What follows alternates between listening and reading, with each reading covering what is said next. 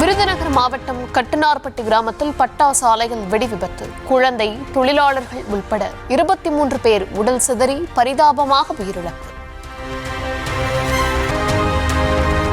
விருதுநகர் வனஜா பட்டாசு ஆலை வெடி விபத்திற்கு அதிகப்படியான வெயில் காரணம் என்ற தகவல். வீரியம் மிகுந்த வெடி மருந்துகளை தொழிலாளர்கள் கையாண்டு வந்ததாகவும் தகவல்.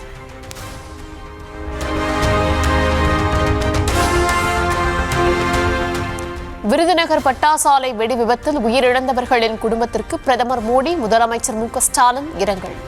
தேர்தல் நடத்தை விதிமுறைகள் அமலில் இருப்பதால் மத்திய மாநில அரசு சார்பில் நிவாரணம் அறிவிக்கவில்லை.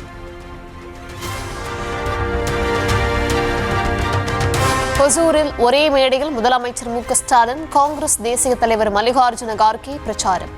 கிருஷ்ணகிரி மாவட்ட சட்டமன்ற தொகுதிகளில் போட்டியிடும் திமுக, காங்கிரஸ் வேட்பாளர்களுக்கு வாக்கு சேகரிப்பு. And other opposition parties are against the Mahilas. We are for Mahilas. We are for democracy. We are for justice. And we are the people standing with always public.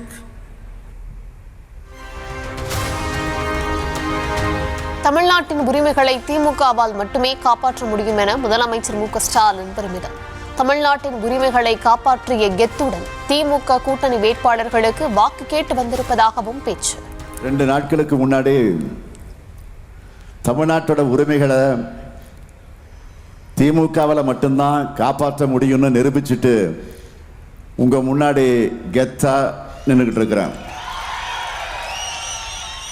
இப்ப சொல்லுங்க, திராவிட மாடல் 2.0க்கு நீங்க ரெடியா? நீங்க ரெடியா?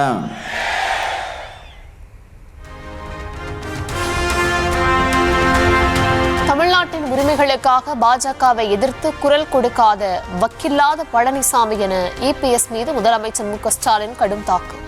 காரில் செல்லும் போது கிரிக்கெட் பார்ப்பதை விட கைக்குட்டையால் முகத்தை மூடிக்கொண்டு செல்வதுதான் கேவலம் என்று பதிலடி. தமிழ்நாட்டு உரிமைகளுக்காக பாஜக கிட்ட குரல் கொடுக்க வக்கீலாத பழனிசாமி என்னை பார்த்து கேட்டிருக்கிறார். நான் காரில் போகும்போது கிரிக்கெட் பார்த்தது தப்பான். பழனிசாமி அவர்களை காரில் போகும்போது கர்ச்சி வச்சுக்கிட்டு முகத்தை மூடிக்கிட்டு போனீங்களே, அதுதான் கேவலம்.